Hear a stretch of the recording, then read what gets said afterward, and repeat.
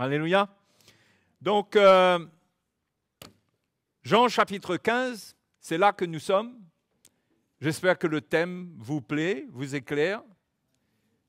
Et le but, c'est qu'il y ait une sainte crainte du Seigneur qui vienne dans notre cœur. Hein? Le but, c'est qu'on ait la lumière pour comprendre le sérieux de notre salut. Et Jésus nous donne des images, des illustrations très claires pour qu'on comprenne ce qu'il a fait de notre vie, ce que nous sommes devenus lorsqu'il nous a accueillis. Hein? Et il y a plein d'images. Jésus nous parle de nous comme étant des brebis. Ici, il parle de nous comme étant des sarments. Hein? Donc, il y a de quoi comprendre, quoi. Oui ou non? Dans la parole du Seigneur, il y a de quoi comprendre le plan du Seigneur. Pour qui veut entendre, ouvre son cœur, est prêt à renoncer à sa manière de voir, mais veut accueillir la parole de Dieu, eh bien la parole de Dieu fera son œuvre, lui donnera la lumière. Donc on relit Jean chapitre 15, verset 1. OK? Je suis le vrai cep, le vrai. On a parlé de ça hier soir. Le vrai c'est Christ. Ce n'est pas Adam, ce n'est pas Moïse, c'est Jésus. Je suis le vrai cep et mon Père est le vigneron. Tout sarment qui est en moi, d'accord? Donc on a vu qu'on est en lui quand on est greffé, parce que nous étions des sarments endommagés par le péché, destinés à sécher et à être brûlés au feu, mais le Seigneur nous a greffés en lui pour que nous puissions avoir sa vie, reverdir, avoir la vie éternelle. Et comme il est le cep qui ne périt jamais, nous sommes les sarments qui ne périront jamais. Si nous demeurons en lui. Okay? Tout est là. Tout sarment qui est en moi et qui ne porte pas de fruit, il le retranche. Alors certains ont dit qu'il le retranche, ça veut dire qu'il l'enlève et le chrétien va au ciel, il l'emmène prématurément.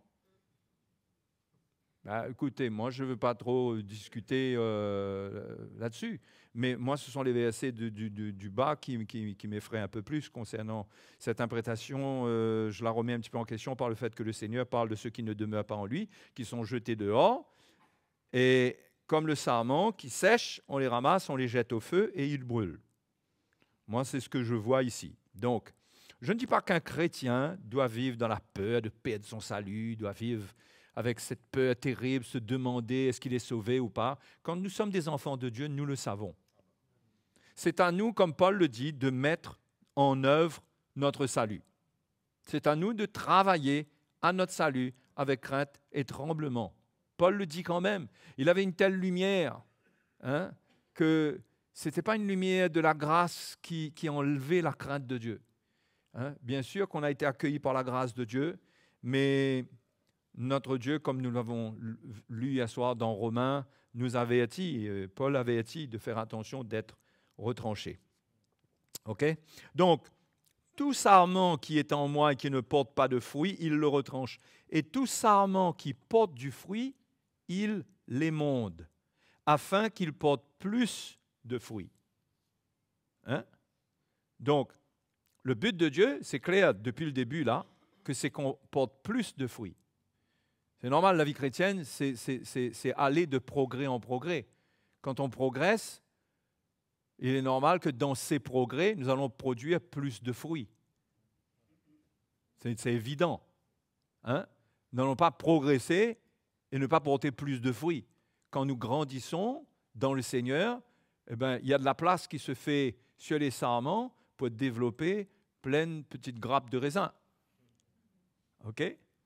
Donc, ça, c'est le plan du Seigneur. Et pour que ça se fasse, pour qu'on porte plus de fruits, Jésus dit que le Père, qui est le vigneron, il l'émonde. Alors, c'est quoi émonder? On a presque une définition dans le verset 3. Puisque Jésus dit, déjà vous êtes purs. Juste avant cela, tout sarment qui porte du fruit, il l'émonde afin qu'il porte plus de fruits. Déjà, vous êtes purs à cause de la parole que je vous ai annoncée. Donc, ça nous montre que émonder, c'est purifier. C'est enlever tout ce qui est toxique, tout parasite, tout ce qui gêne la croissance. C'est une purification. Et à la base, c'est une purification par la parole. Parce que Jésus dit déjà, vous êtes purs à cause de la parole que je vous ai annoncée. C'est-à-dire que les disciples qui lui étaient déjà attachés, ils écoutaient sa parole, ils recevaient sa parole. Et Jésus leur dit que déjà, vous êtes purs à cause de la parole que je vous ai annoncée. Oui? Donc, on est premièrement émondé, par la parole de Dieu. C'est la manière la plus douce d'être émondé. C'est-à-dire que quand la parole de Dieu vient dans notre cœur, elle amène la vie du Seigneur, et cette vie engloutit les choses qui ne sont pas bonnes dans notre vie. Hein? Ça engloutit ces choses, ça nous purifie. Ça, c'est l'œuvre de la parole. D'ailleurs, le Seigneur parle au verset 7, il dit « Si vous demeurez en moi et que mes paroles demeurent en vous, demandez ce que vous voudrez, cela vous sera accordé. » Donc, il parle de comment ces paroles doivent demeurer en nous. Hein? Quand ces paroles à lui demeurent en nous, nous sommes émondés. C'est pourquoi nous devons nous attacher à la parole du Seigneur. Nous devons nous attacher à elle. Nous devons la recevoir, nous devons la rechercher par le ministère du Saint-Esprit. Parce que c'est le ministère du Saint-Esprit qui rend la parole vivante. Ce n'est pas notre compréhension intellectuelle qui rend la parole vivante, c'est le Saint-Esprit. Quand le Saint-Esprit amène la parole dans notre cœur, cette parole ne demeure pas simplement une parole, c'est-à-dire des mots. Cette parole devient une vie en nous. D'ailleurs, le Seigneur l'a dit dans l'évangile de Jean, chapitre 6. Il dit que la chair ne sert de rien. Il dit, les paroles que je vous ai dites, les paroles sont esprit et vie. Hein? Ceux qui reçoivent les paroles du Seigneur, ils reçoivent la vie dans leur esprit. D'accord? Donc, ça c'est pour expliquer un petit peu ce que c'est que d'être émondé. Cette parole œuvre, nous convainc, on se repent, hein? On ressent qu'il y a quelque chose qui prend place parce qu'on se repent, on s'accorde, on s'identifie au Seigneur et il y a une œuvre qui se fait en nous. Nous sommes purifiés de beaucoup de choses qui sont charnelles. Hein? Peut-être que nous ne vivons pas dans le péché, mais comme nous avons la chair qui nous est encore attachée, nous sommes encore dans la chair, il y a des résidus de la chair qui veulent prendre place dans notre cœur. Mais quand on reçoit la parole de Dieu, régulièrement, la parole du Seigneur nous nettoie, nous purifie, hein, et enlève tout ce qui veut pousser sur les sarments que nous sommes. D'accord? Donc, la parole du Seigneur, elle est très importante. Et Jésus dit, au verset 4, il dit « Demeurez en moi et je demeurerai en vous ». Alors là, il y a une série de demeurer qui vient. Je ne sais pas, je n'ai pas à compter, au moins 7-8 fois. Hein? Demeurez en moi et je demeurerai en vous. Vous voyez, dans l'ordre, avant de dire que le Seigneur demeure en moi, il faut savoir si nous demeurons en lui. En numéro 1 vient le fait de demeurer en lui. Non? Demeurez en moi et je demeurerai en vous. Ce n'est pas les deux en même temps. Le Seigneur montre une conséquence de l'un par rapport à l'autre. Hein? Il montre la conséquence du premier. Demeurez en moi. Demeurer en moi, c'est quoi? Ben, c'est demeurer attaché au cep. C'est ça. Demeurer en lui. C'est demeurer attaché au cep. Maintenant, pour comprendre ce que c'est que le cep, c'est un pied de vigne, bien sûr, qui donne des raisins. Tout le monde sait. OK? Et on sait que le fruit de la vigne a été pris par le Seigneur pour la Sainte Seine, pour illustrer, pour symboliser son sang qui est versé pour la rémission de nos péchés. Donc, le fruit de la vigne, ça parle du sang de Jésus. D'accord? Donc, on voit une connexion avec la croix. Quand on parle du cep, quand on parle des sarments. Okay? Le cep, il donne des fruits, okay? Et ces fruits, c'est les raisins. Et les raisins, on en extrait le jus. Finalement, quand Jésus est mort à la croix, il a été brisé, il a été crucifié, son sang a coulé. Ça serait comme si que ce qu'il est en tant que cep, les grappes de raisin ont été pressées pour nous purifier, pour nous donner la vie. Vous comprenez la chose? Il est le cep qui est venu mourir pour nous donner la vie. Donc, tout ça parle de la croix.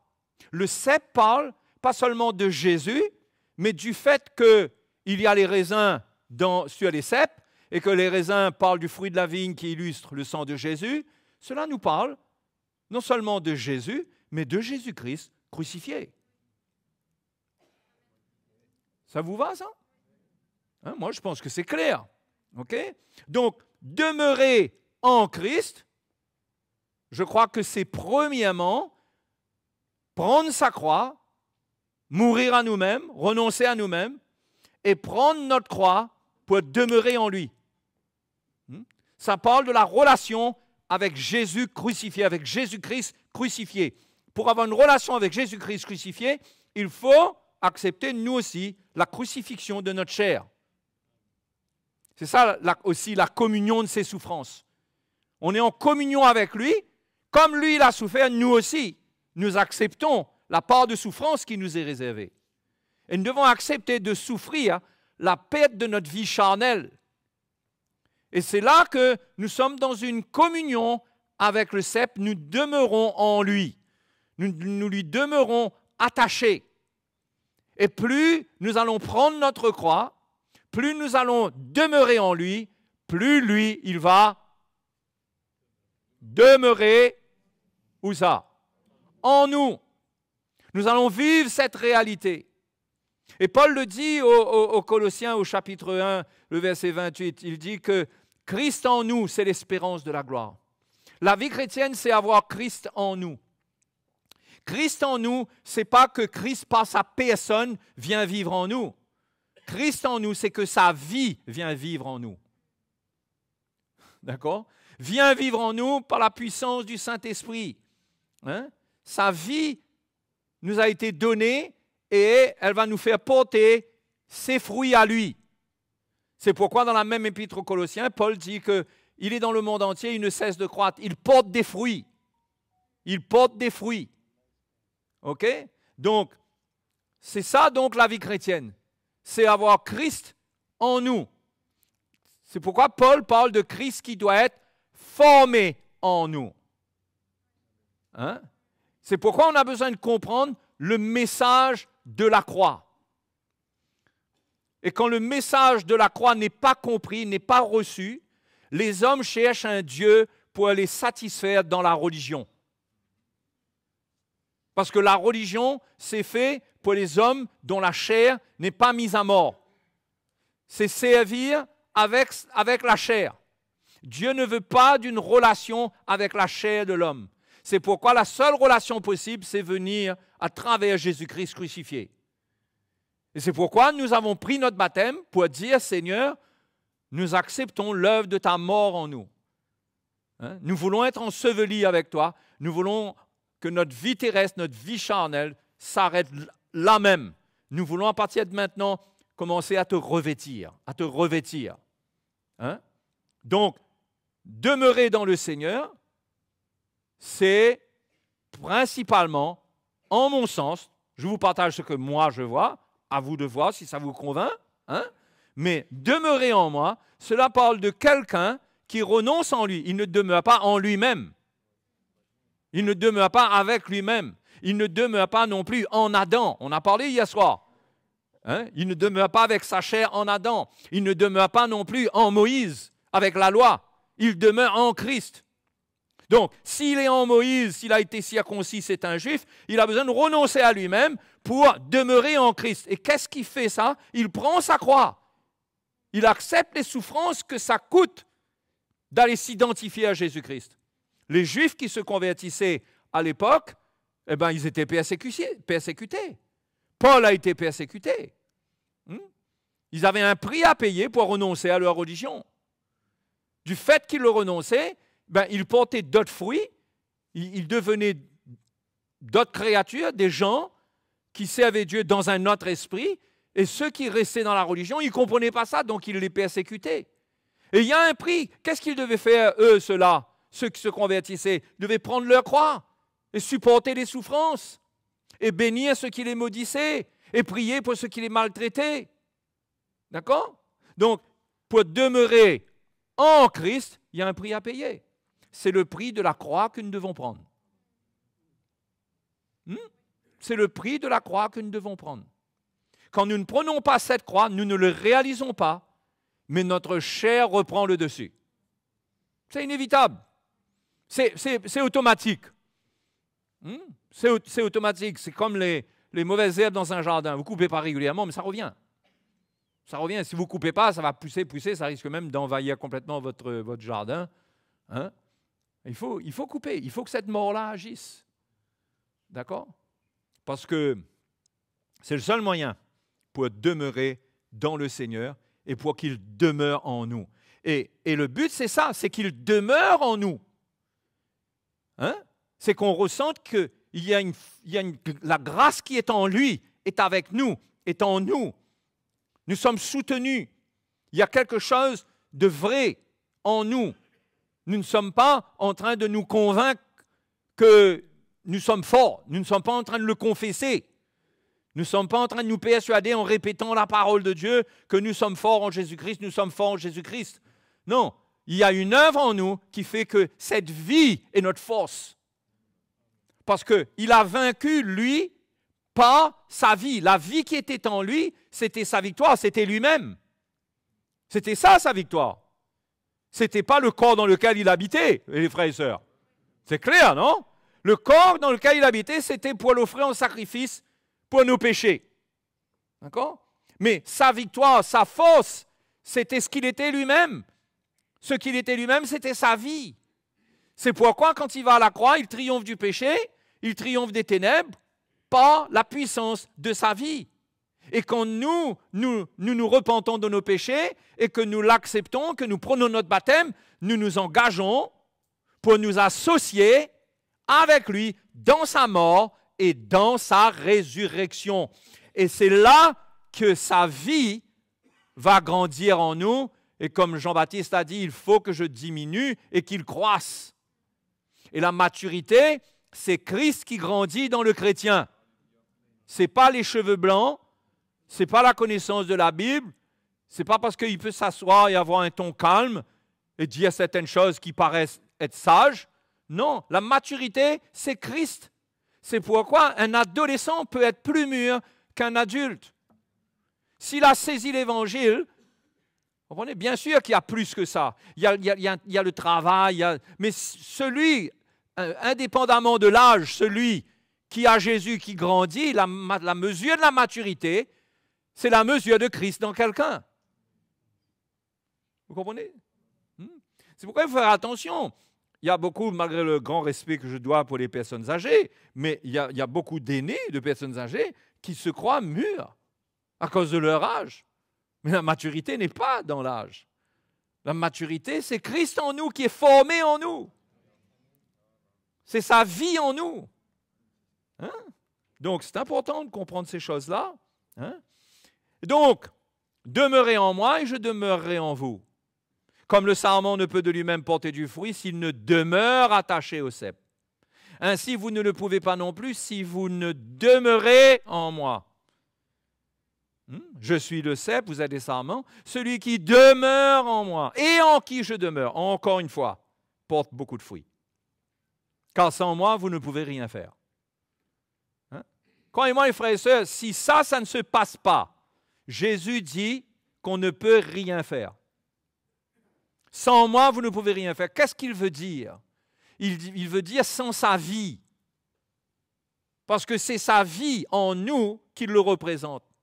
La vie de Dieu, il faut comprendre, la vie du Seigneur n'est pas bloquée dans un corps. D'accord? Moi, vous pouvez venir essayer de vous greffer à moi, je ne pourrai pas vous donner la vie. Sauf si la greffe prend. OK? Mais la vie du Seigneur, depuis sa résurrection, il est dans un corps glorifié. Il est infiniment puissant. Sa vie vient là où on la reçoit. Donc, quand quelqu'un naît de nouveau, il reçoit la vie du Seigneur. Il est en communion avec le Seigneur. S'il demeure dans le Seigneur, il demeure en Christ et que Christ est en lui, il a cette vie. Cette vie, c'est tout pour lui. C'est le fondement de tout. Et c'est comme ça que Jésus est notre rocher. Jésus est notre rocher par la puissance de sa vie en nous. C'est sa vie qui est notre rocher. Il est notre rocher. Alléluia. Il est notre fondation. Hein? Mais pour qu'il soit notre fondation, il faut creuser par la mort. Il faut que la mort agisse en nous. Et quand sa vie est en nous, nous avons un fondement. Le Christ qui a triomphé à la croix vit en nous. Nous aussi, si c'est notre destinée de mourir en martyr, eh bien nous aussi, nous aurons la grâce de passer par là où il est passé. Vous comprenez? Mais tout n'est pas dans la tête, dans une foi intellectuelle qu'on calcule, qu'on réfléchit là, hein, on apprend. Tout est dans le Christ, Jésus, qui doit être formé en vous. Tout est là-dedans. Il faut que le Seigneur demeure en nous. C'est la clé. Donc pour cela, il faut prendre notre croix. C'est pourquoi la parole est importante, parce que Jésus dit, si vous demeurez en moi et que mes paroles demeurent en vous. Parce que sans les paroles du Seigneur, nous n'avons pas de lumière de la croix. Hein? Mais Jésus dit, mes paroles. Vous savez, il y a des choses que pendant des années, je n'ai jamais fait attention à certaines choses.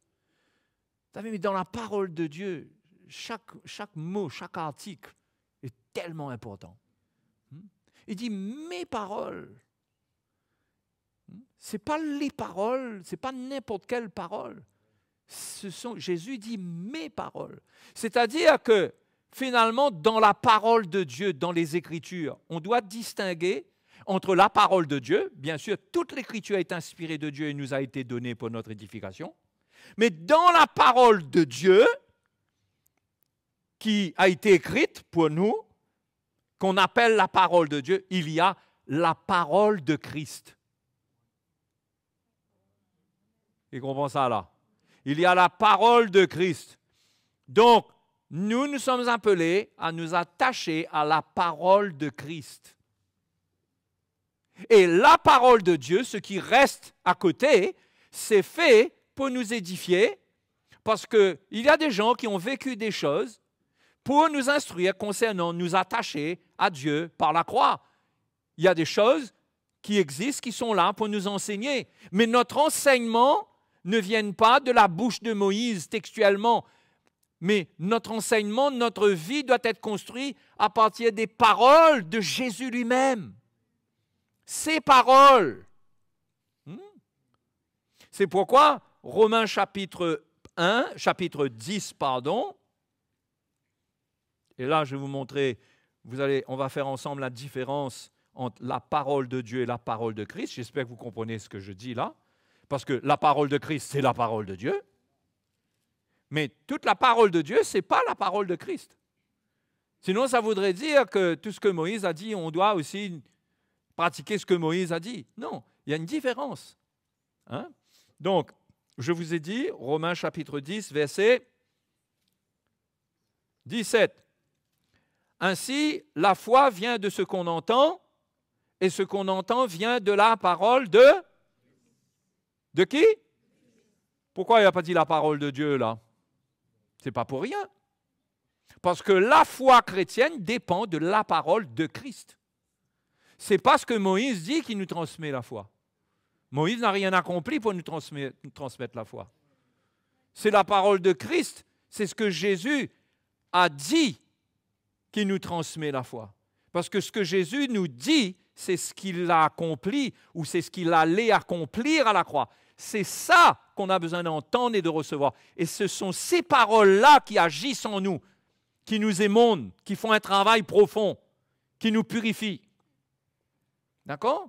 Au fait, dans l'Épître aux Hébreux, au chapitre 1, verset 1, après avoir à plusieurs reprises et de plusieurs manières parlé à nos pères par les prophètes, Dieu, dans ces derniers temps, nous a parlé par le Fils.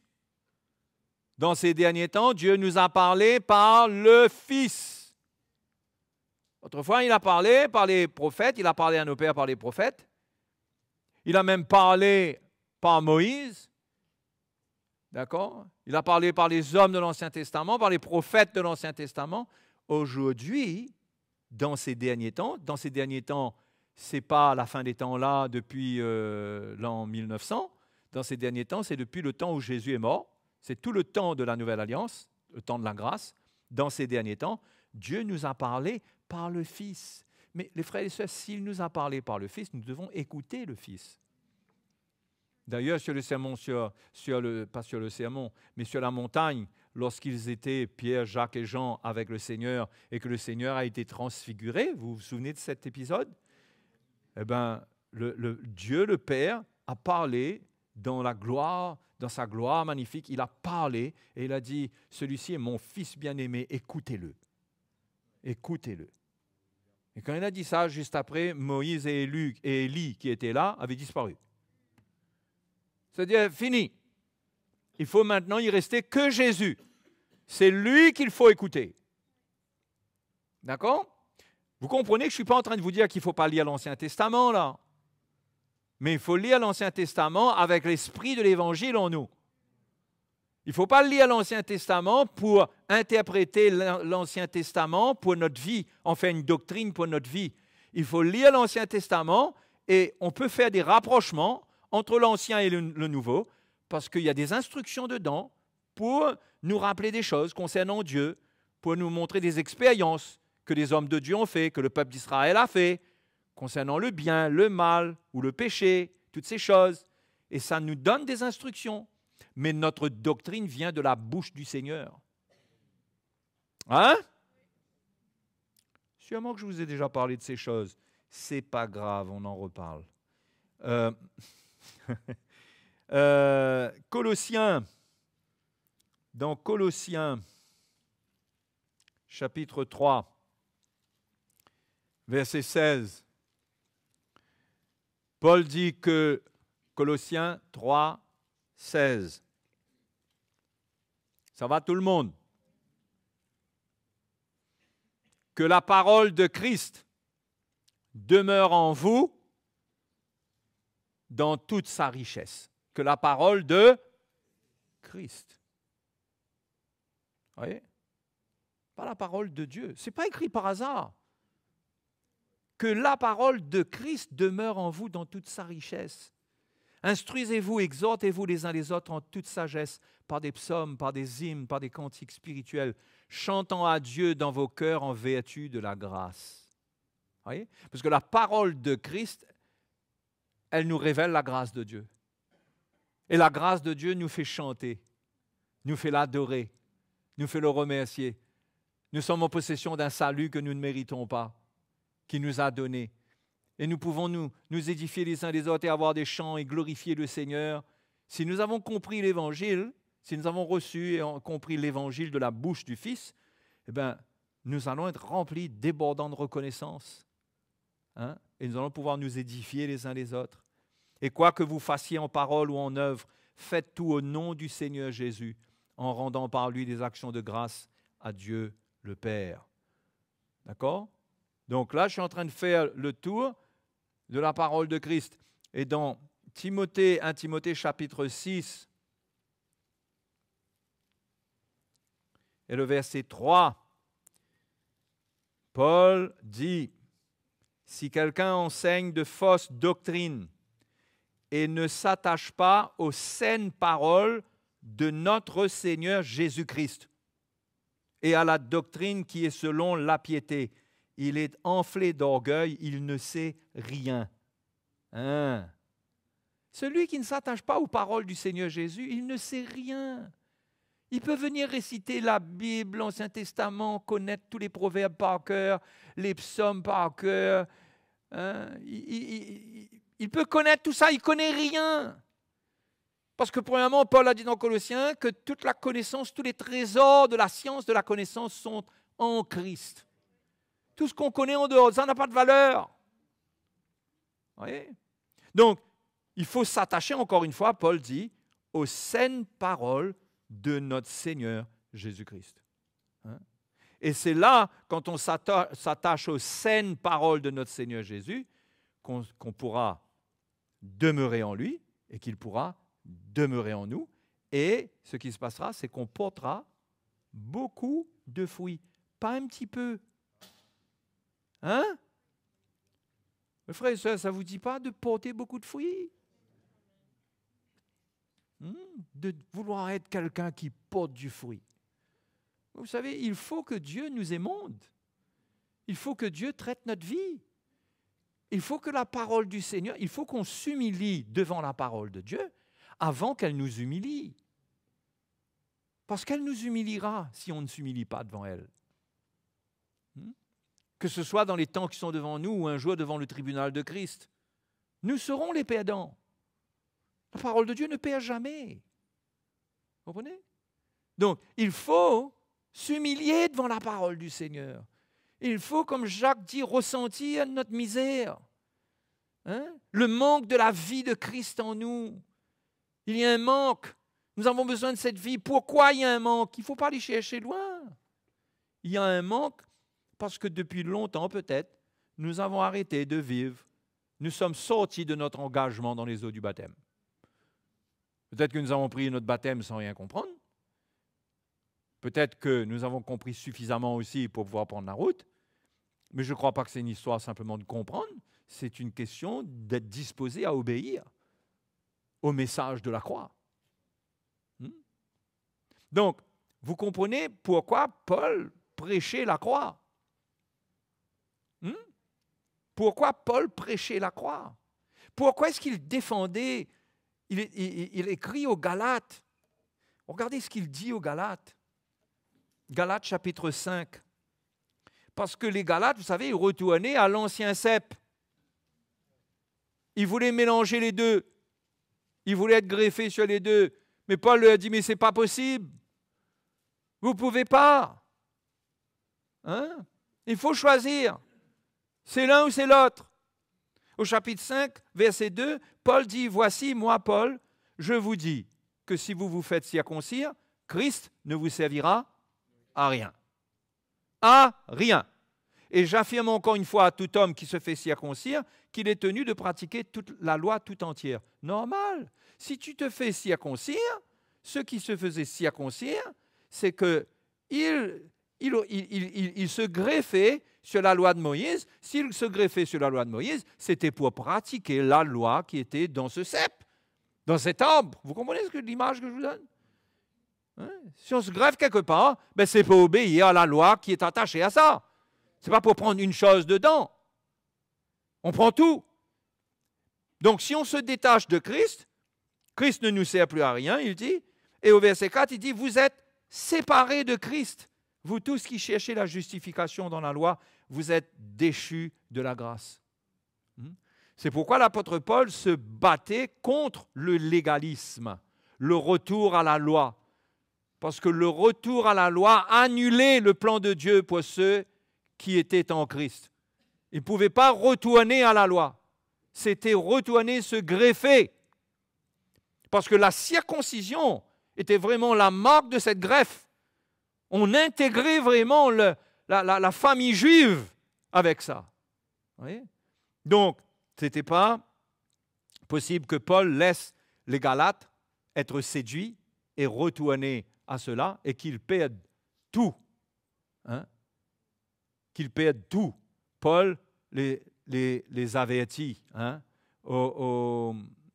au chapitre, attendez, je vais vous dire, chapitre 2, il y a des gens qui avaient, quand Paul était monté avec Tite à Jérusalem, il y a des Juifs qui étaient là pour épier la liberté qu'ils avaient, c'est-à-dire ils avaient une manière de se conduire, de se comporter qui montrait qu'ils n'étaient pas attachés à la loi. Hein? Et ces gens-là cherchaient des moyens sûrement de les accuser.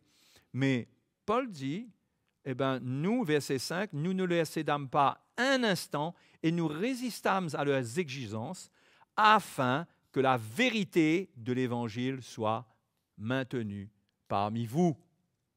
Hein?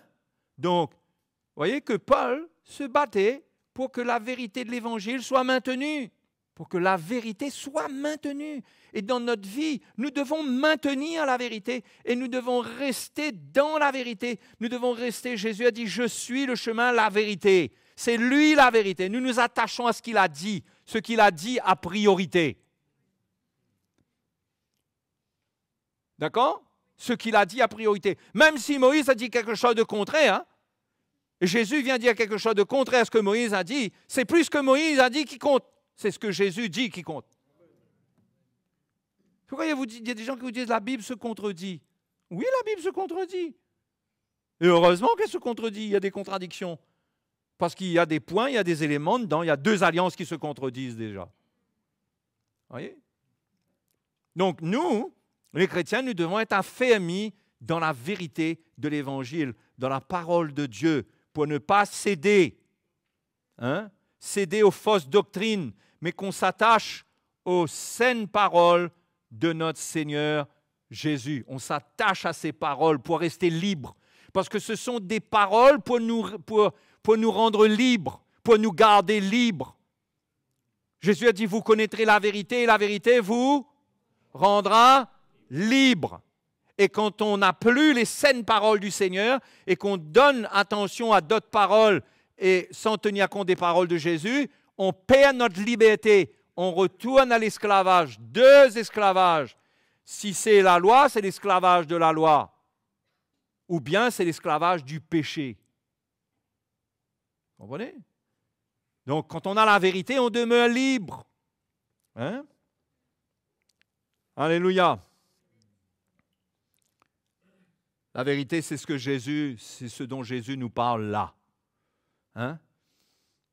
Extraordinaire, au verset 7, il dit, si vous demeurez en moi et que mes paroles demeurent en vous, demandez ce que vous voudrez et cela vous sera accordé. Waouh! Quelle promesse! Quelle promesse! Vous savez combien se battent avec la foi, disons qu'ils croient en cela. Seigneur, tu as dit. Tu as dit que si tes paroles demeurent en moi, je demande ce que je veux. La clé, ce n'est pas demander ce qu'on veut. La clé, c'est est-ce que ces paroles demeurent en nous? C'est ça la clé du succès, là, non? Ce n'est pas la manière qu'on demande, la quantité de fois qu'on demande, combien de fois on répète.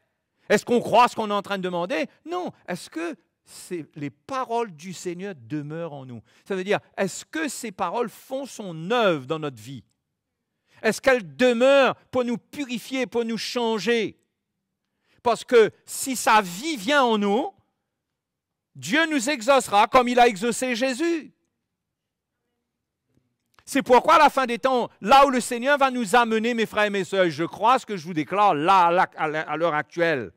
Je crois que dans ces derniers temps, ceux qui accepteront l'œuvre de Dieu, ils verront leur prière être exaucée d'une manière extraordinaire. Parce que Christ va être formé en eux. Ils vont prier, ils vont aller prier pour les malades comme Jésus a prié pour les malades. Ils vont avoir des miracles.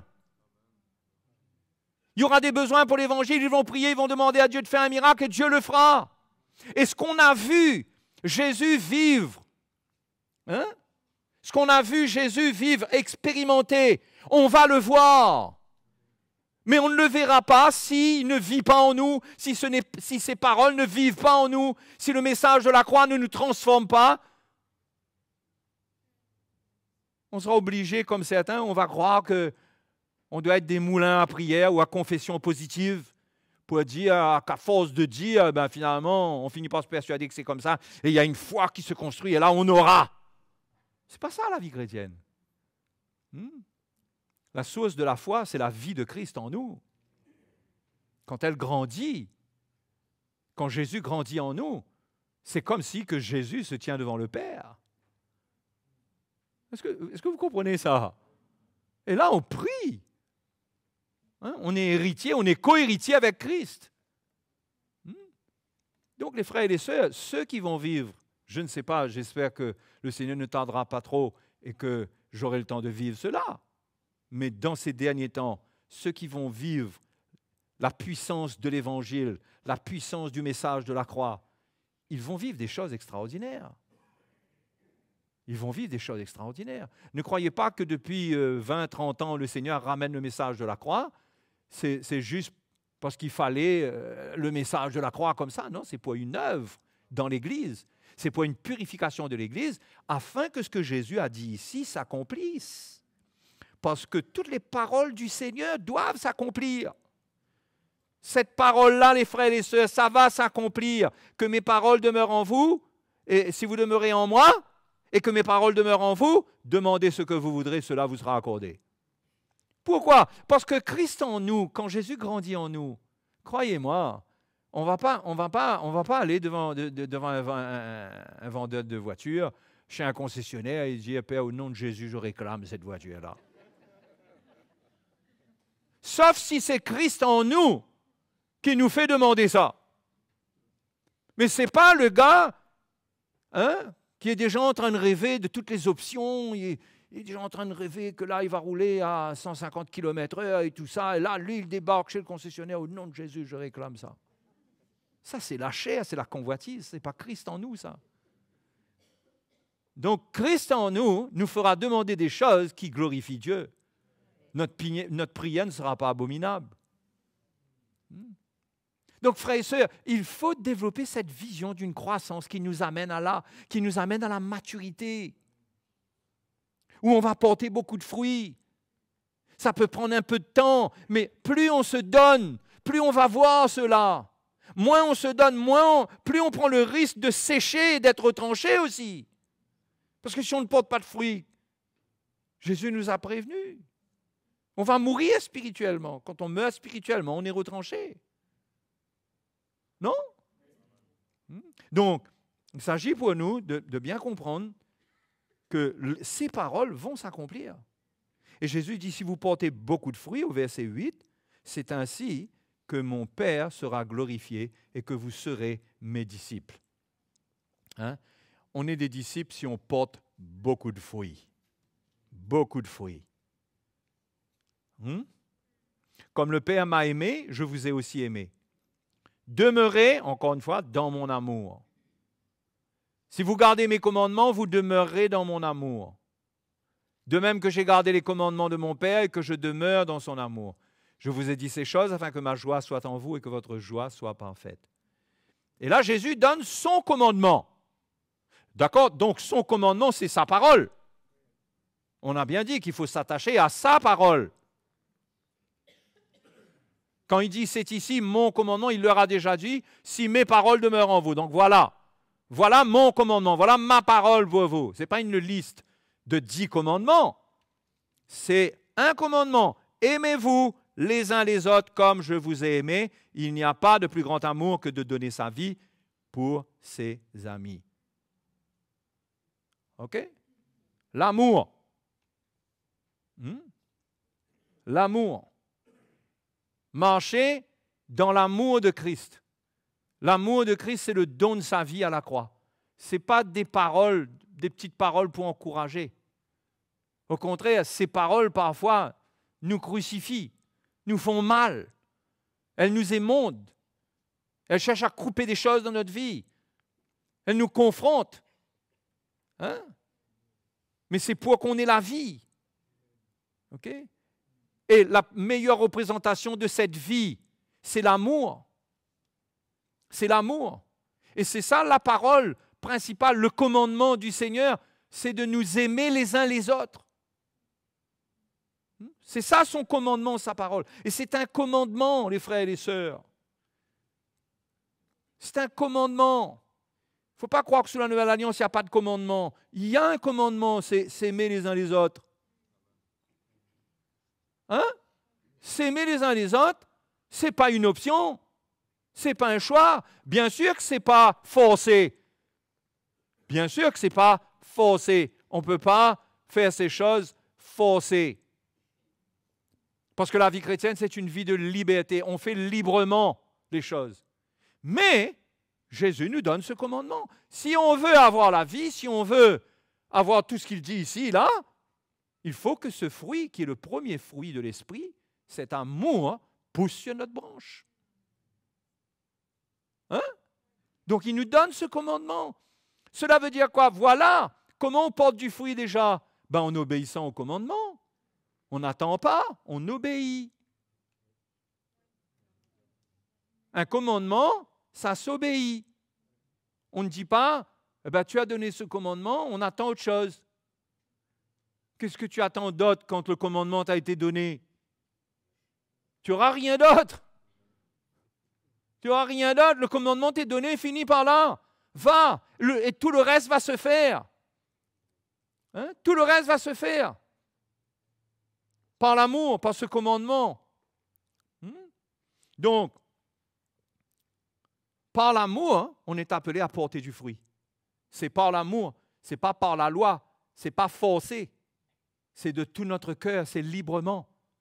C'est volontairement. C'est parce qu'on l'aime. Hein? C'est parce qu'il nous a sauvés. On lui est reconnaissant. Non? C'est par reconnaissance. On donne notre vie. Aimer, c'est donner notre vie. C'est ça la définition qu'il donne de l'amour ici. Il n'y a pas de plus grand amour que de donner sa vie. Aimer, ce n'est pas avoir un bon sentiment envers quelqu'un. Parce que le bon sentiment envers quelqu'un, là, il suffit que demain matin, il te regarde un coup de travers, c'est fini, ça. Hein? Hein? Tu l'aimes tant que tout va bien. Et si demain matin, il te persécute un coup, ou bien même il y a quelque chose qui se passe là, tu ne l'aimes plus. Mais l'amour de Christ n'est pas basé là-dessus. L'amour de Christ est basé sur le don d'une vie. On est prêt à donner notre vie. On est prêt à faire 1000 en plus. On pardonne.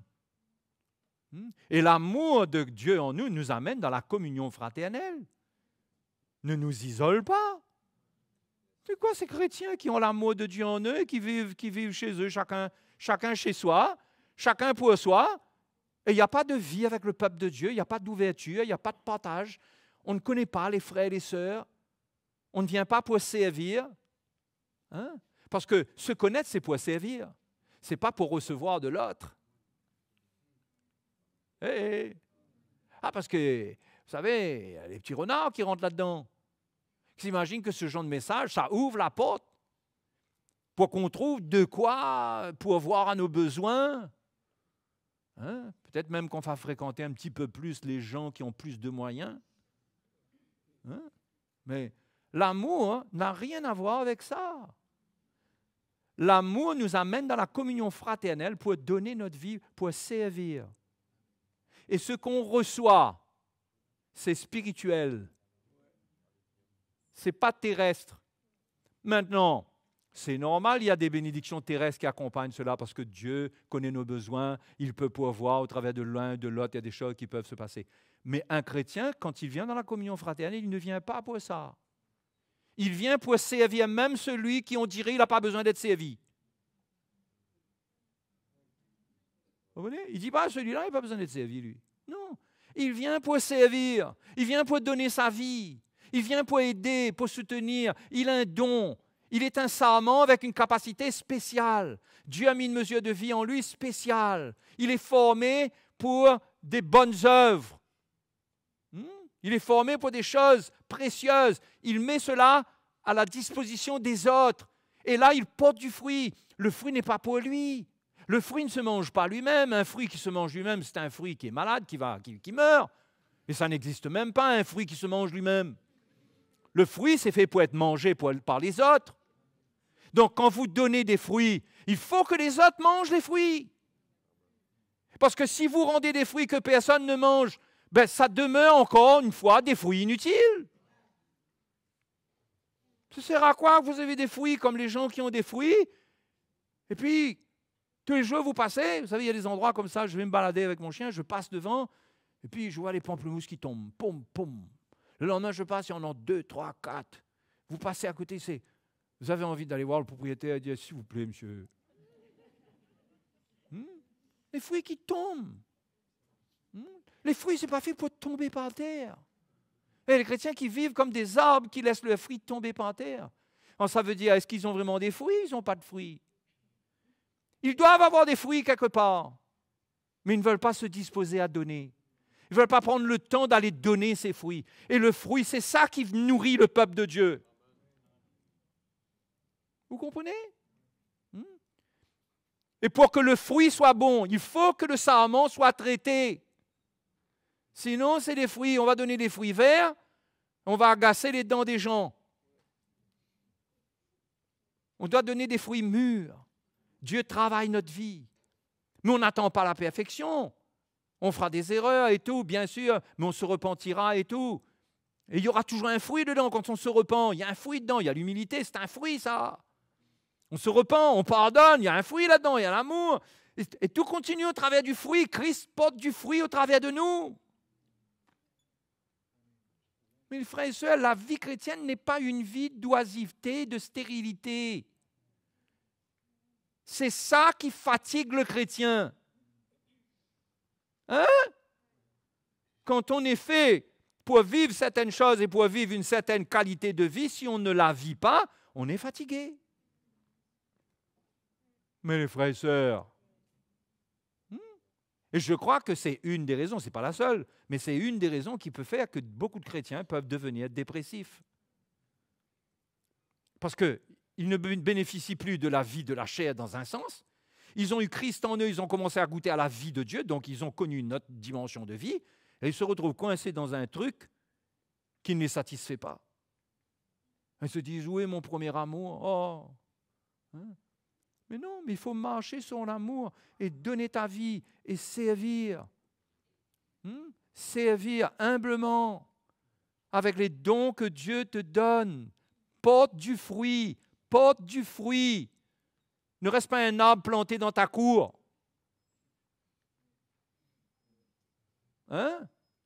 Mais le fruit est pour les autres. Alléluia. C'est ça qu'il faut comprendre.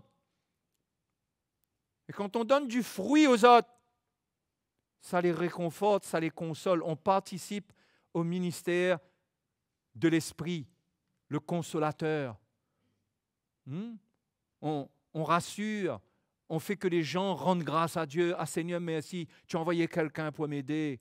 Ah Seigneur, j'étais dans le besoin aujourd'hui, ça c'est toi. Et là, tu as quelqu'un qui, au travers de toi, il rend des actions de grâce à Dieu. Il bénit Dieu. La gloire retourne vers Dieu. Tu comprends? Ton nom est cité devant le trône.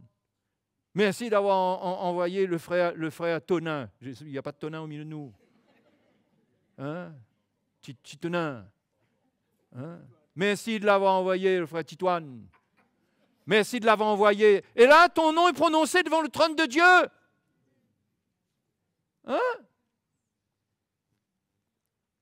C'est ça qui fait qu'on est connu de Dieu.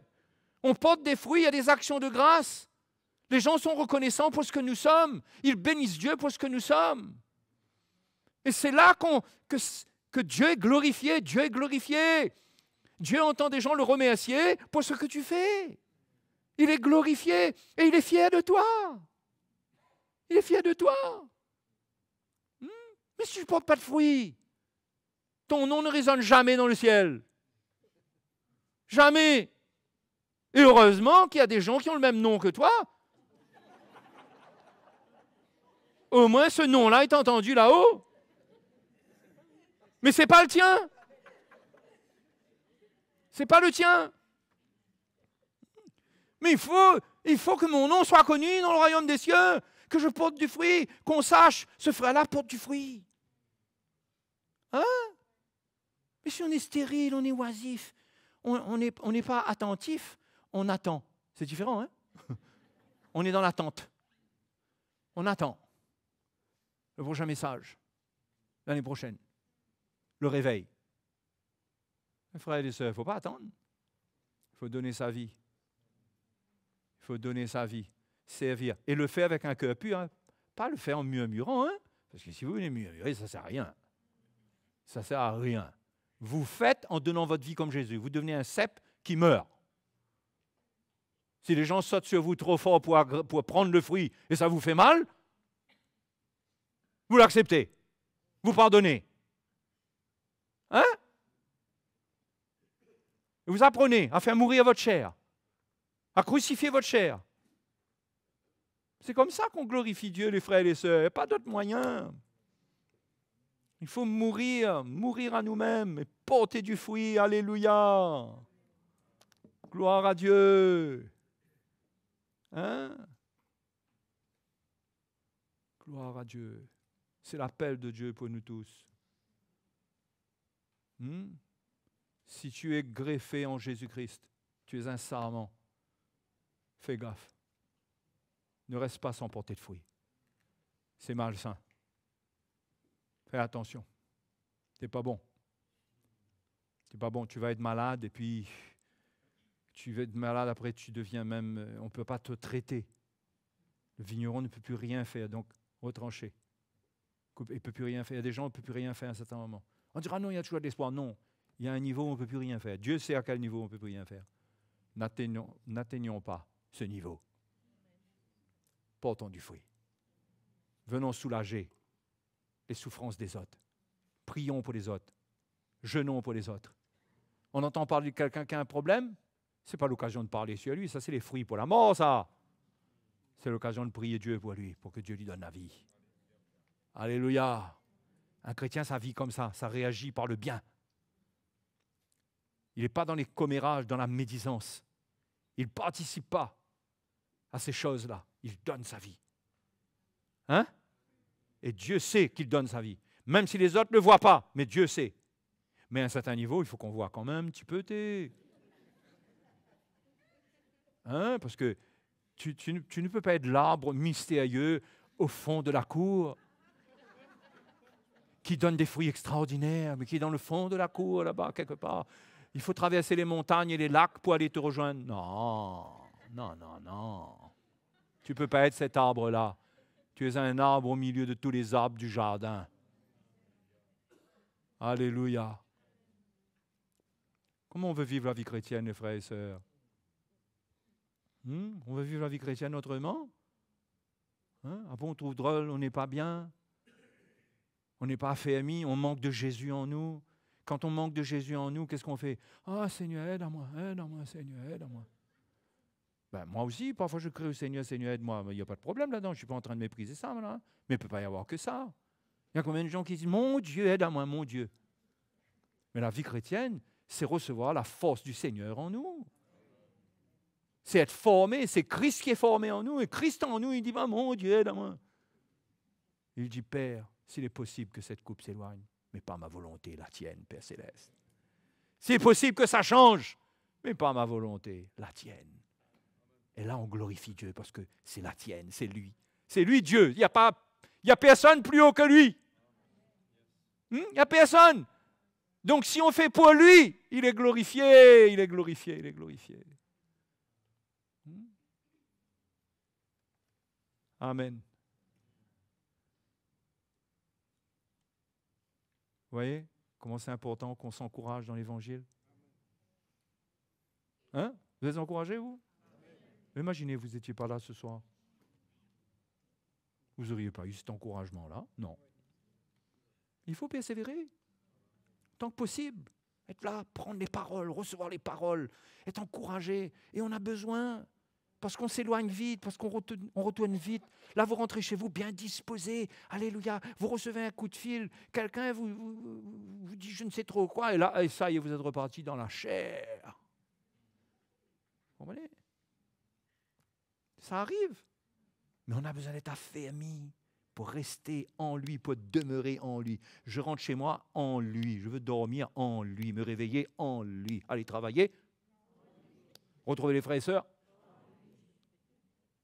Et vivre en famille. Voilà, et le Père est glorifié parce que tu es en train de renoncer à toi-même et c'est ce qu'il veut, que tu renonces à la chair, cette chair vilaine qu'il a déclarée rebelle, corrompue. Si tu l'aimes, Dieu ne l'aime pas. Si tu ne l'aimes pas, Dieu t'aime. Ah oui.